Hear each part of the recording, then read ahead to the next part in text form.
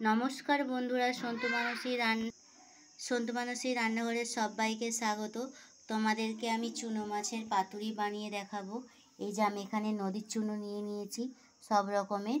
এই মাছটা দিয়ে আমি পাতুরি বানিয়ে দেখাবো লাউ পাতা দিয়ে। এখানে আমি লাউ পাতা নিয়ে নিয়েছি। লাউ পাতা দিয়ে আমি তোমাদেরকে আজকে পাতুরি বানিয়ে দেখাবো। এখানে আমি 4-5টা লাউ পাতা নিয়ে নিয়েছি।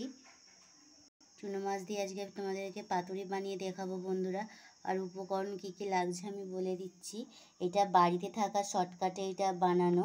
পেঁয়াজ কুচি, হলুদ গুঁড়ো, লঙ্কার গুঁড়ো, জিরে গুঁড়ো, আর এখানটায় রসুন কুচি আর আদা কুচি দিয়ে আর সর্ষের তেল লাগছে। আমি এবার পাতুরিটা বানানোর জন্য আমি মশলাটা রেডি করে নিচ্ছি। এই যে আমি পেঁয়াজগুলো এখানে আমি সব একসঙ্গে মিক্স করে মাখিয়ে নেব। এখানে আমি এই যে মাছগুলো এর মধ্যে দিয়ে দিচ্ছি। এর মধ্যে মাছগুলো দিয়ে এতে মাছের মধ্যে নুন মাখানো আছে বন্ধুরা। মাছের মধ্যে পরিমাণ মতো নুন মাখানো আছে, চাইলে অল্প নুন দিতেও পারবে। সামান্য আমি নুন দিয়ে দিয়েছি, আর মাছের মধ্যে তো নুন দেওয়াই আছে। আর এই সব মশলাগুলো একসঙ্গে আমি এটা ম্যারিনেট করে নেব। ম্যারিনেট করে আমি 2 মিনিটের মতন এখানে রেখে দেবো। সব কিছু পেঁয়াজ কুচি, রসুন কুচি সব এক জায়গায় এটা আমি মিশিয়ে নিচ্ছি। মিশিয়ে এর মধ্যে আমি সর্ষের তেল 3 চামচের মতন দিয়ে দিচ্ছি।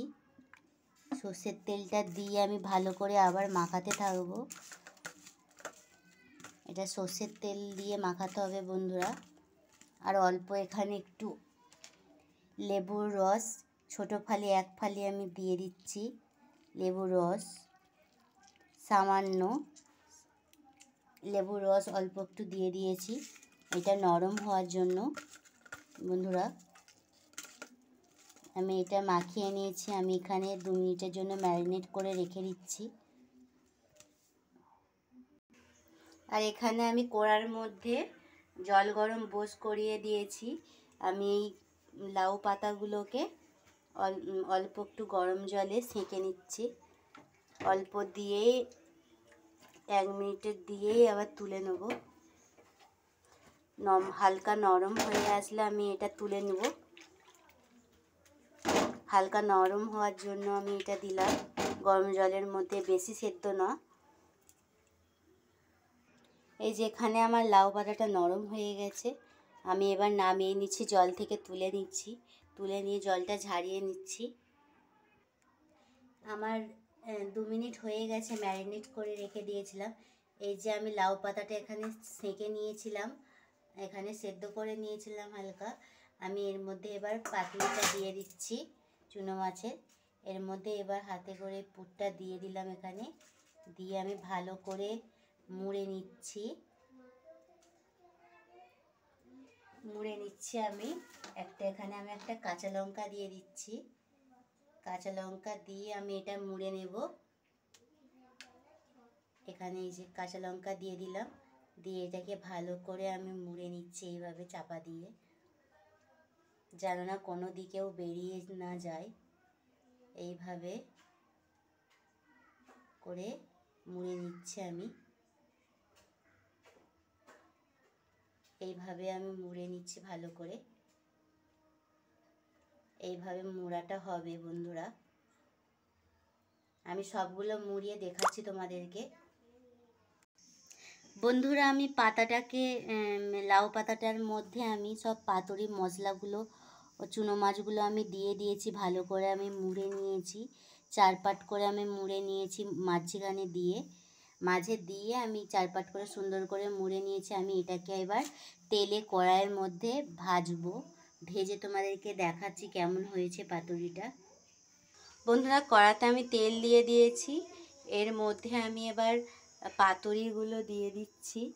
পাতুরিগুলো আমি হালকা আঁচের মধ্যে আমি ভেজে নিচ্ছি। তেলটা গরম হয়ে গেছে।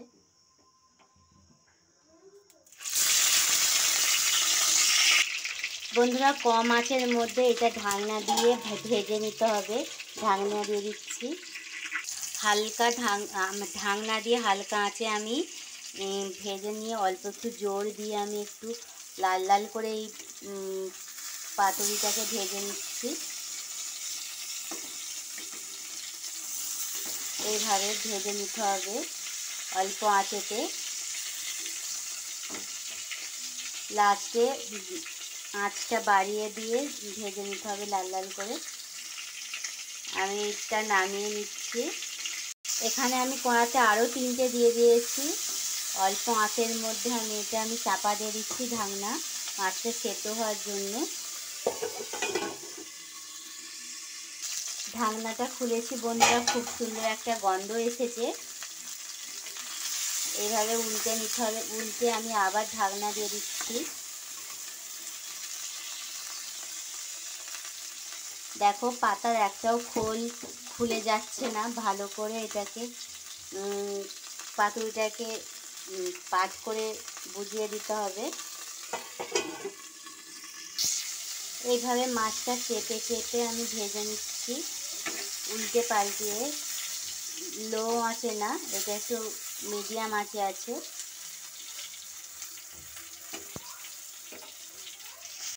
আমার পাতুরিটা বানানো হয়ে গেছে, আমি এবার নামিয়ে নিচ্ছি। দেখো বন্ধুরা, আমার পাতুরিটা রেডি হয়ে গেছে, নামিয়ে নিয়েছি।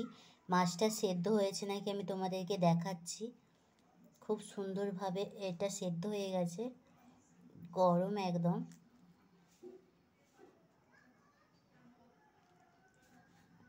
দেখো বন্ধুরা, মাছটাও সেদ্ধ হয়ে গেছে। দেখো মাছটা আমি টিপে নিয়েছি, মাছটা সেদ্ধ হয়ে গেছে। প্রচণ্ড গরম এটা। মাছটা সেদ্ধ হয়ে গেছে। দেখো বন্ধুরা, আমার পাতুরি রেসিপি আমার শর্টকাটে কত বানানো হয়ে গেছে।